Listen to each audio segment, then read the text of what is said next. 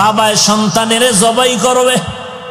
মিনা বাজারে গিয়া সন্তানেরে জিগায়, ও ইসমাইল, আমি ঘুমের ঘরে স্বপ্ন দেখলাম তোমাকে জবাই করতেছি, বলো তোমার কি মত?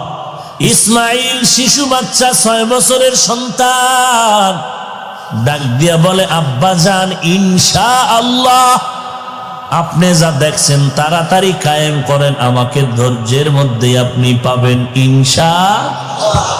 এই কথা বলিয়া ইসমাইল একটু চোখের পানি ছেড়ে কাঁদলেন। আব্বাজান, এই কথাটা যদি একটু বাড়ি বসিয়া বলতেন, আমার দক্ষিণী মায়ের থেকে একটু বিদায়ের সালাম জানায় আসতাম।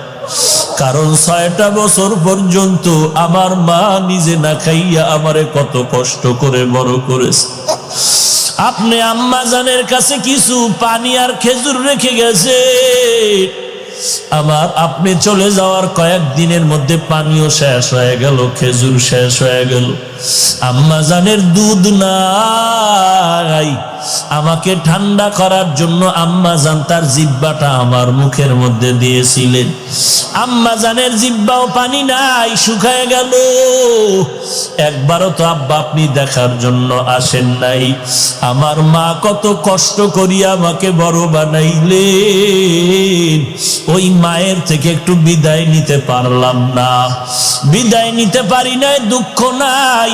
আপনি আমাকে জবাই করার পরে যখন বাড়িতে যাবেন, বাড়িতে গেলে আমার আম্মা জান যদি ইসমাইলের না পায়, আম্মা জান হাউমাউ করে কান্না করবে ইসমাইলের জন্য।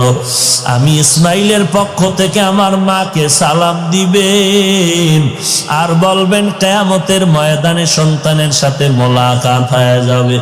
আব্বা জান, আপনি আমাকে জবাই করার আগে আমার হাতে পায়ে রশি দিয়া ভালো করে বাঁধবেন, কারণ জবাই করার সময় যদি আমার হাতে পায়ের নড়াচড়া আপনার শরীরে লাগে, বেয়াদবি হয়ে যাবে।